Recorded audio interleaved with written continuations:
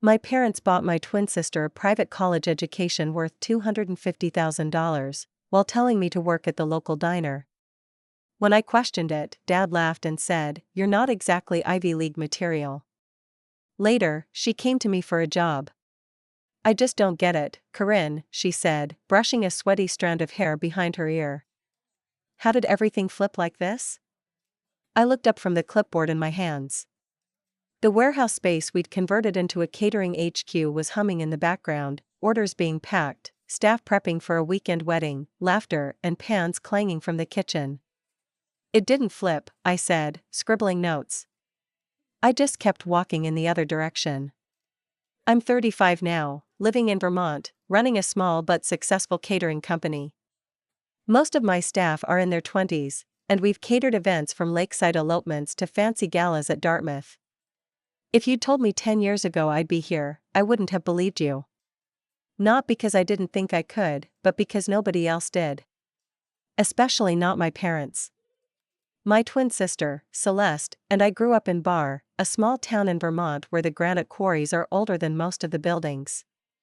It's one of those places where everyone went to the same school, played on the same cracked basketball courts, and ate at the same pizza joint on Main Street. Despite being twins, we were raised in entirely different ways. Celeste was the sunshine daughter, everything she did was golden. She had this light around her that people gravitated toward. I was quieter, more reserved. I read a lot, stayed home, helped around the house, but my achievements were usually met with a nod or silence. It wasn't obvious favoritism at first. Just small things that piled up. When we were kids, Celeste got to take dance lessons while I stayed home helping Dad clean the garage. If she forgot her homework, Mom would rush it to school. When I forgot mine, I got scolded for being careless. I started working at Ruby's Diner when I was 16, weekends, then after school. The manager, a woman named Shirley, took a liking to me and taught me how to balance a register, stock inventory, and handle difficult customers. I didn't realize it then, but she taught me my first lessons in running a business. Celeste, meanwhile, joined cheer, student council, and even interned at the town's only law office for a week, mostly to pad her college applications. When we hit senior year, the divide became something permanent. Celeste got into Brown University. Full ride? No. But our parents footed the entire bill, over $250,000 for tuition, housing, and spending money over 4 years. They acted like it was a given, a non-negotiable. When I brought up college, Dad looked at me over his newspaper and said, "You're not exactly Ivy League material." That line seared into me like a brand. I got into UVM, had a small scholarship, but not enough to cover everything. I asked if they'd help out even a little, books, maybe? "We don't have the money to send both of you to college," Mom said, like it was simple math. "You have a job already. You can make it work." So, I kept working. I didn't go to UVM. I enrolled in a community college nearby and paid for it out of pocket with tips from the diner and some help from Shirley, who always let me take extra shifts. At first, I thought maybe there was a logic to it. Celeste would graduate and get a great job, and then things would balance out. That's what I told myself. But the resentment grew like ivy along a brick wall, slow, but steady and deep. Celeste thrived.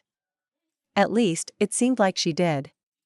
She posted about internships in DC, late nights studying in cafes, pictures of dorm parties and weekend trips to Boston. Meanwhile, I was getting grease burns and memorizing catering menus while attending classes at night. After she graduated, she landed a job in Manhattan working at a boutique marketing firm. She didn't even come home, just flew straight to her new apartment. Our parents paid her deposit and bought her furniture. I remember delivering pastries to an office party the same day she posted about her new West Elm couch. I had a moment, standing outside in the snow with a tray of mini quiches, where I thought, maybe this is it. Maybe this is my whole life. But I was wrong. I started small. I rented space in a shared kitchen and offered catering services through word of mouth. The diner crowd helped. Shirley gave my name to anyone throwing a party, and soon I had regular weekend gigs. Then came a big break, a local wedding where the florist canceled at the last minute. I stepped in with grocery store flowers and arranged them myself. The bride was thrilled. That turned into a partnership with a venue. Then another. I learned fast. Adapted faster. By 30, I had a commercial kitchen, a small team, and more bookings than I could handle alone. Meanwhile, Celeste's life started to unravel. It wasn't dramatic. Just little things, a layoff, then a bad breakup, then another layoff. NYC got expensive. Our parents tried to help, but their savings were tapped out.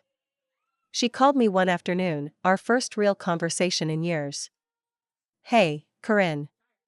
I've been looking at your company's website. It's really impressive." I waited. "I'm looking for work." "Anything, really. I moved back in with Mom and Dad last month. Things haven't been easy." I wasn't cold. But I wasn't quick to forgive either. "I have a serving position open. It's not glamorous." "I'll take it," she said quietly. When she showed up on her first day, I almost didn't recognize her. Gone were the heels and the attitude. She wore sneakers, no makeup, and looked nervous as hell. It wasn't easy, for either of us. I didn't go out of my way to make things hard, but I didn't coddle her. She trained like everyone else. She took orders, cleaned up spilled drinks, and got snapped at by bridesmaids. She cried in the walk-in once. I let her. Weeks turned into months. She got better. Quicker. More patient. Clients started asking for her. She started offering suggestions, ideas that actually helped. Slowly, the wall between us started to come down. Not all at once. But little cracks formed. A shared laugh. A late-night post-event chat. One night, we sat in the kitchen, legs aching, sipping wine out of mismatched mugs. She looked at me and said, "I used to think you were jealous of me. But I think I was the one jealous of you." I didn't know what to say. So I just nodded. Our parents never acknowledged the shift. To them, Celeste was still the one who had a rough go, and I was just lucky my little business took off. But it doesn't matter anymore. Celeste still works with me, though now she manages client relations. She's good at it. She even started helping train new staff. We'll never be best friends, but we're finally on the same page. Maybe not equal footing, but the same book, at least. And now, sometimes, she's the one reminding me to take a break. Things really started to shift the winter after she'd been working with me for almost a year. That season is our slowest. People don't throw a lot of outdoor weddings in Vermont in January, but we still booked a few holiday parties and New Year's events. The staff usually appreciated the lighter schedule, and for the first time, I let myself take a short vacation. Just 3 days in Montreal. Nothing fancy. When I got back, Celeste had handled 2 events without calling me once. That might sound minor, but it felt monumental. I'd always been the one in control, the one managing every tiny detail. I didn't trust people easily, definitely not with something I'd built from scratch. But she pulled it off. The clients left glowing reviews, and my team was buzzing about how smoothly everything ran. Celeste didn't brag. She didn't even bring it up. It was my assistant, Lena, who told me. That night, I pulled her aside as she was folding linens. "Heard the events went well." She smiled, a little proud but trying not to see it. "Nobody cried, spilled wine, or dropped a tray. I'll call that a win." I nodded, watching her for a second. "You've come a long way." She met my eyes and for once didn't look away. "So have you." We didn't say much more than that. We never really did. That was one of the strangest parts of our relationship now, this quiet mutual respect that had replaced all the things we'd never said aloud. Sometimes I'd look back on everything, the rejection, the sting of Dad's laugh, the way they had decided my path for me before I had a chance to explore it. And I'd feel this weird mix of rage and pride. Rage because of how unnecessary the pain was. Pride because I didn't let it ruin me. Around that same time, I was invited to speak on a local business panel hosted at UVM. Funny how that worked out. I told the story of Rustic Table and Company, how it began in the corner of a diner and grew through word of mouth, community support, and grit. There were a few student entrepreneurs in the crowd, and one of them came up after to ask for mentorship. On the drive home, I found myself thinking of that acceptance letter to UVM I'd never used. A part of me still mourned that version of myself, the one who had dreams of living in a dorm, joining clubs, maybe studying abroad. But that version of me wouldn't have ended up here. I don't think she would have survived the curveballs. I had to become this person through struggle. There was no shortcut. Then spring arrived, and with it, a strange request, a wedding booked by an old friend of Celeste's from college. She'd moved to Vermont with her fiancé and had heard through Celeste that we handled full-service events. I wasn't sure how it would go. College friends meant a flashback to the gap that used to separate our lives, the one my parents helped create. But Celeste handled every detail. She designed the tasting menu, managed the timeline, and even stepped in when the bride got cold feet during the rehearsal dinner. "I've never seen her so steady," the groom said to me later. She kept the whole thing on the rails. Something had changed in her. I could see it in the way she moved, more deliberate, less apologetic. Like she'd finally found solid ground. One night that spring, after a long event, we were loading leftover platters into the van when she looked at me and asked, "Do you ever think about what they did?" I didn't have to ask who she meant. "All the time," I said. "I think I believed them," she added, voice low. "When they said I was the one who deserved the chance. I really believed it." I didn't answer right away. We stood there, in the dim light of the parking lot, the air still carrying the smells of rosemary and roasted garlic. "I believed them too," I finally said. Until I didn't. It wasn't an apology, and I didn't need it to be.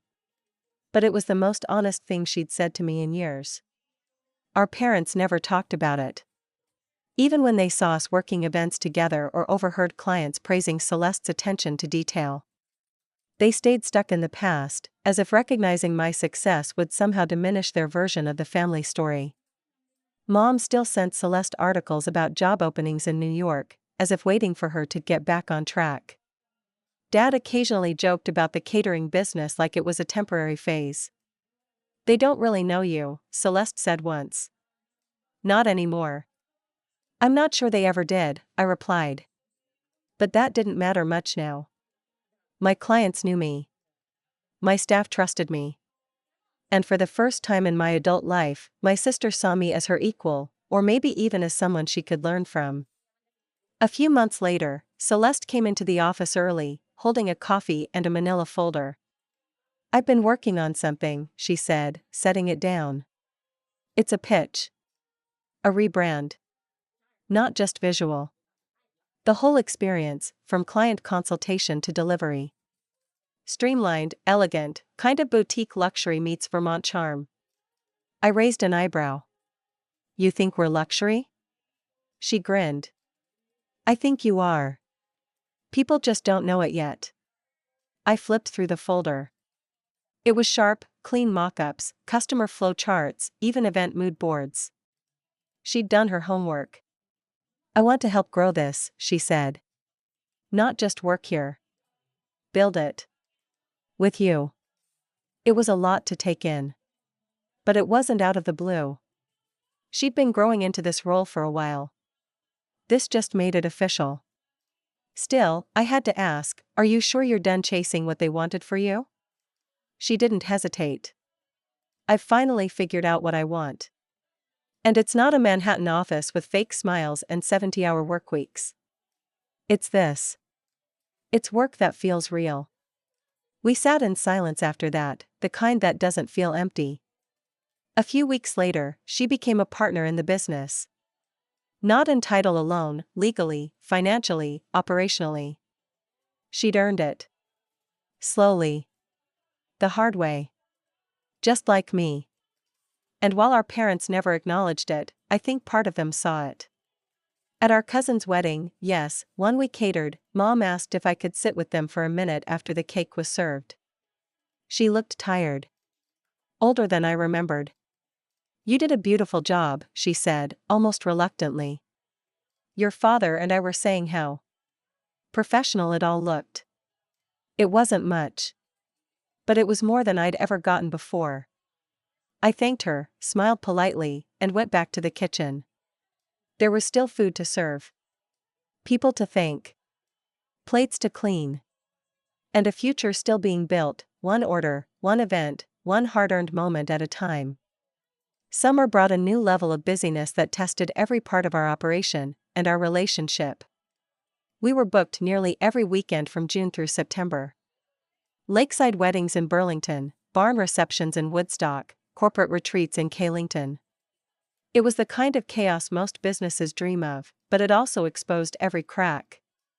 The schedule was punishing. Some nights we didn't finish loading the vans until after midnight. Staff called out.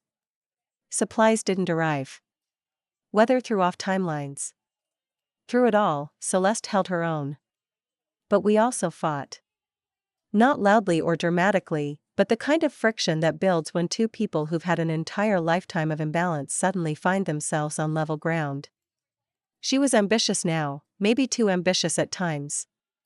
She wanted faster expansion. I wanted sustainability. She'd push for premium pricing. I worried about losing loyal clients. Our perspectives clashed, not just because of business, but because of who we had been raised to be. One morning, we were reviewing proposals when she slid one across the table. A big corporate event, an outdoor gala for a real estate company in Boston. It was beyond our usual range. "I think we can take it," she said. "It could open doors." I shook my head. Boston's a 6-hour round trip with traffic. We don't have the staff or the gear for something that scale yet.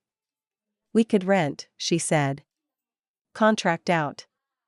Build a team just for that week." "Too risky," I replied. "What if something goes wrong?" She leaned back, clearly frustrated. "Corinne, sometimes you act like we're still running out of the diner kitchen." I didn't respond right away. Her words hung in the air, sharp and unfiltered. I looked at her, really looked. She wasn't saying it to belittle me.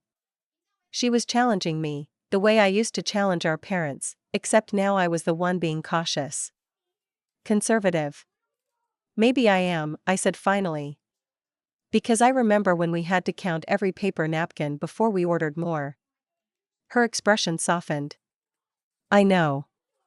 And I respect that. I just think maybe it's time to start trusting what we've built." I took the proposal home that night and stared at it for hours. She was right. I had gotten used to thinking small, because small had been safe. But that wasn't who we were anymore.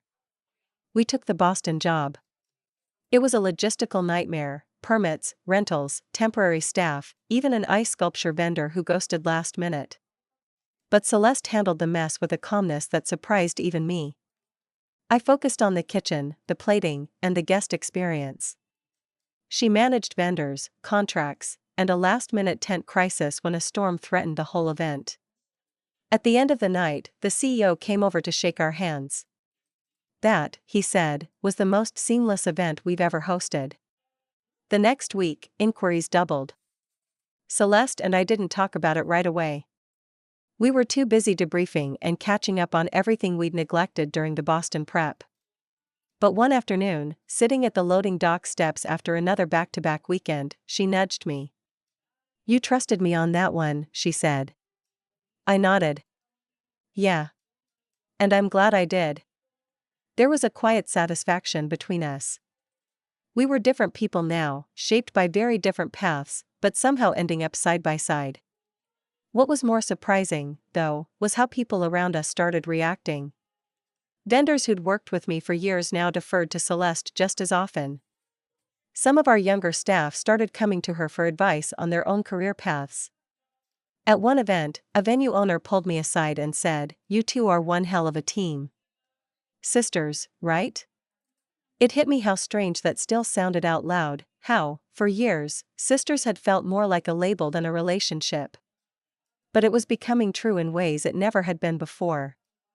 Then came the message from our father. He rarely texts me unless it was about a holiday gathering or something he needed. But this one was different. Saw the Boston Gala right up in the Globe. Congrats. Looked like a real operation. You girls did good. I didn't reply. Not right away. I didn't know how. Instead, I showed Celeste. She stared at the screen for a long time. Huh. That's it? I asked. She handed the phone back. I think that's all he knows how to say. And maybe it was. We never sought their approval after a certain point. It had stopped being the thing that drove us. But a part of me, some deep, adolescent part, still wanted to hear them say, we were wrong. They never did. But we moved on anyway. By early fall, we were talking seriously about a second location.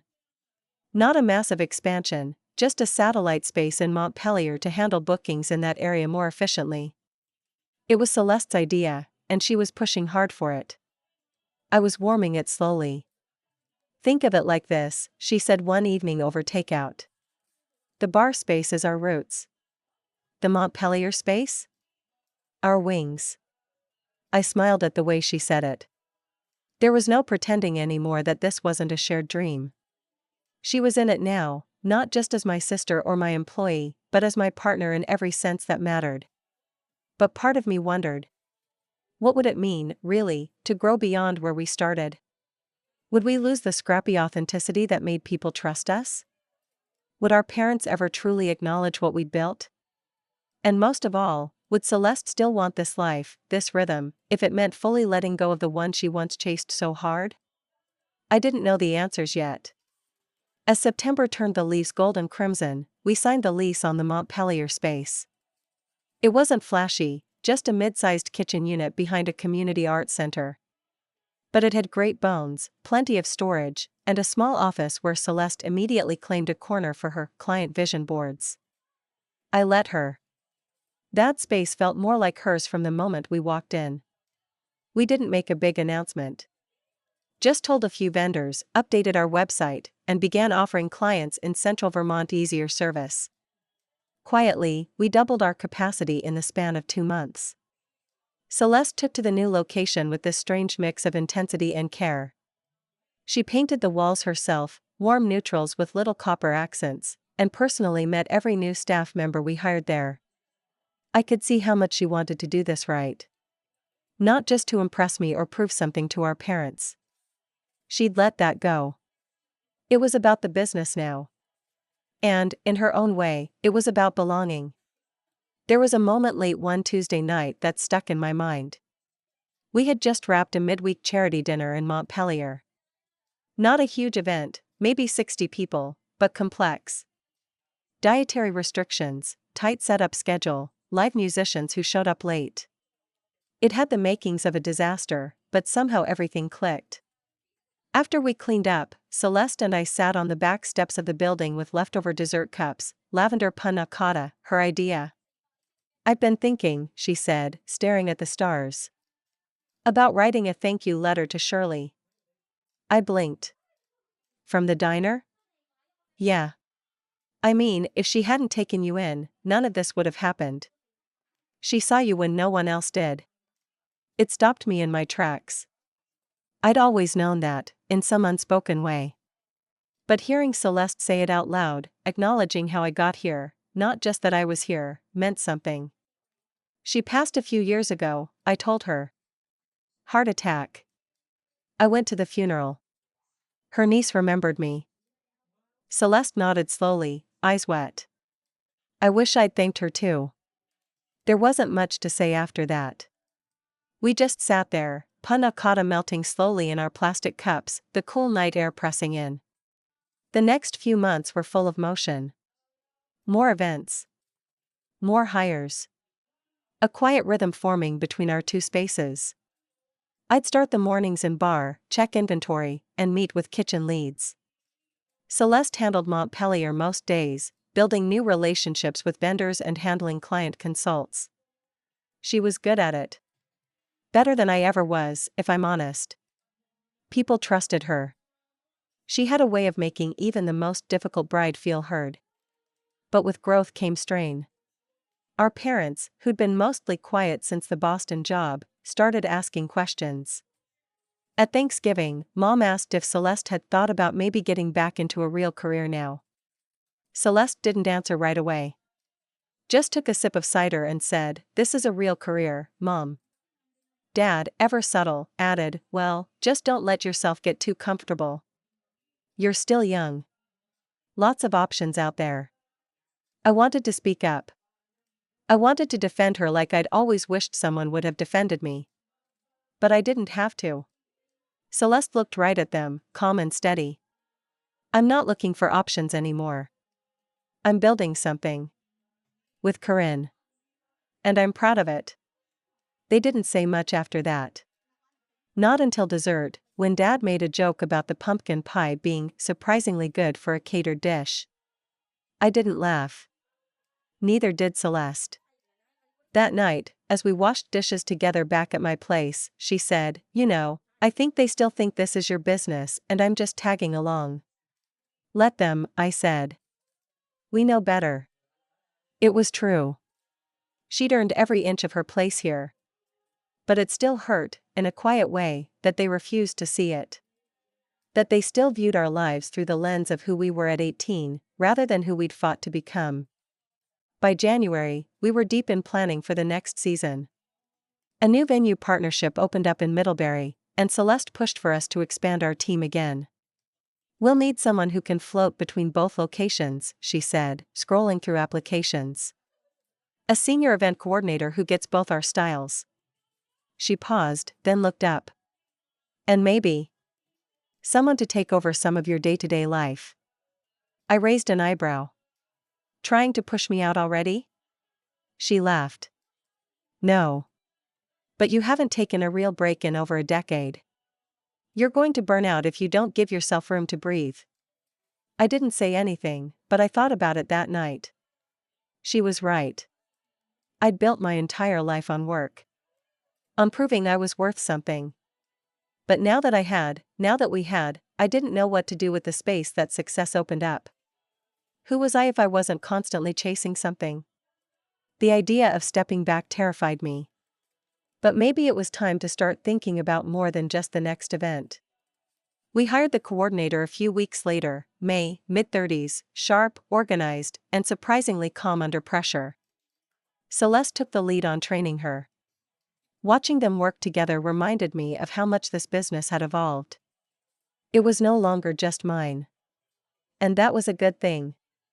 One afternoon, I stopped by the Montpelier office to drop off a package and overheard May asking Celeste how she ended up in the business. There was a pause. Then Celeste said, "Honestly? I used to think I was too good for it. But then I learned the hard way that no job, no title, no degree means anything if you don't respect the people around you. My sister taught me that." May smiled. "She must be something else." Celeste nodded. "Yeah. She really is." I stepped out before they saw me. Not because I was embarrassed. But because, in that moment, I realized something had shifted, not just between us, but inside me. Spring arrived in Vermont with its usual sense of promise: muddy roads, sun cutting through cold mornings, and wedding inquiries flooding our inbox before the ground had even thawed. By then, Rustic Table and Company had become one of the most in-demand event businesses in the region. We were fully booked through the next 18 months. Word of mouth had turned into magazine features, and our website traffic tripled after the Boston Gala write-up went semi-viral. Celeste had come into her own in a way that no one, not even me, could have predicted. Clients requested her by name. She started speaking at local business events, giving talks on entrepreneurship and service-based growth strategies. More than once, I heard someone introduce her as one of the faces behind Vermont's most elegant catering experience. She didn't flinch when they said it. She owned it. One April morning, we received an email that gave us both pause.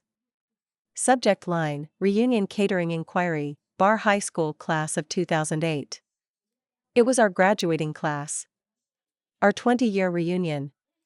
The committee was hiring a caterer. I turned to Celeste, who had already opened the email on her screen. They want to schedule a tasting, she said, raising an eyebrow. Do we tell them it's us? I shrugged. Let's just show up. The tasting was scheduled for the following week. We prepped a few light samples: seasonal salads, artisanal sliders, lemon tartlets. Nothing over the top. Just enough to hint at the full experience. Celeste wore her hair up, sharp blazer, clipboard in hand. I stayed in the back mostly, managing the food and watching as old classmates filtered into the space. And then, there they were. Mara, who used to say I'd peak working breakfast shift. Evan, who'd barely remembered my name but never missed a chance to ask Celeste to prom. Even our old guidance counselor, Mr. Bennett, who once told me I lacked the leadership instincts to pursue business. They were all polite, some even friendly, but not one of them made the connection right away. Until Celeste stood up to speak. My name's Celeste. And you may remember me from a few pep rallies. This, she gestured to me, is Corinne, my twin sister, and co-founder of Rustic Table and Company. A hush followed. Then awkward laughs, polite applause. I didn't smile. I didn't need to. I watched their faces shift, recognition settling into something less certain. Realization. Maybe even regret.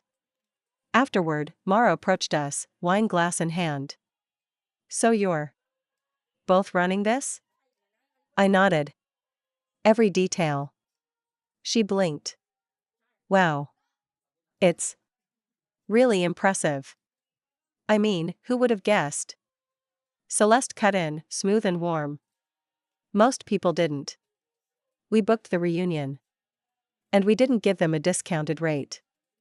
The event was held in a restored barn venue just outside of bar, high ceilings, string lights, long farmhouse tables. We plated seared scallops on a sweet corn puree, served by waitstaff in pressed aprons. People raved about the ambience, the food, the flow. More than a few came up to us mid-event, asking if we were planning to franchise. Celeste handled it all like a seasoned pro. I mostly stayed near the kitchen, watching, managing, and occasionally stepping outside for a breath of cool air and perspective. It felt like watching my own life from a distance. As if, finally, everything had caught up with what I had always known was possible.